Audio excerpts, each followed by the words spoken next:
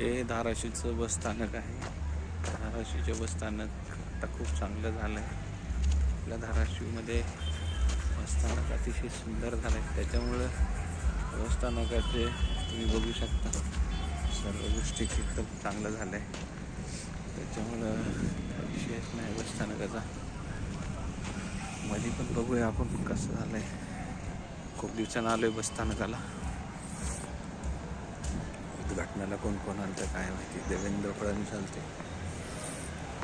बघू शकता कोण कोण आलं होतं उद्घाटनाला. अजितदादांचं पण नाव आहे. असं आहे आपल्या धाराशिवचं बसस्थानक. इकडे नाश्ता सेंटर आहे. इकडे बघू शकता जे पहिलं होतं ते त्याच ठिकाणी आहे आणि तेच आहे.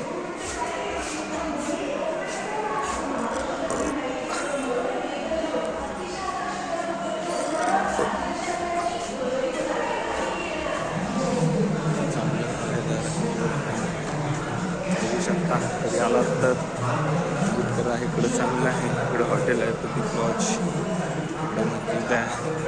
हे सगळ्या प्रवाशांसाठी आहे. हे मुख्य चौकशी कक्ष आहे. मेन रस्ता बघू शकता.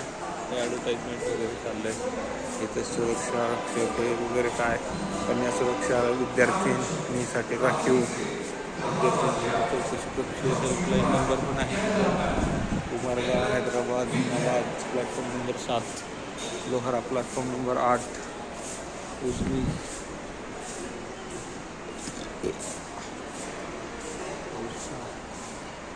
प्लॅटफॉर्म नंबर 10,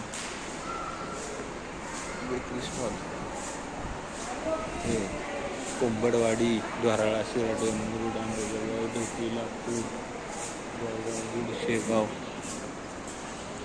इकडे मुतारी आहे पुरुषांची. मुतारीला तुम्ही इकडे येऊ शकता. इकडं मागे तेलाचं डेपो म्हणजे गाडीचं तेल टाकायचं डेपो इकडं आहे. धाराशिवचं बसस्थानक अतिशय चांगलं झालं आहे. मस्त वाटत होतं. आधीचं पण चांगलं होतं, त्यापेक्षाही चांगलं आता झालं आहे.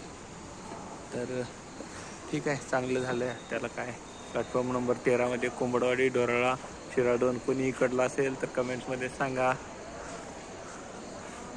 ही धाराशिवचा हिंगळजवाडीचा आहे.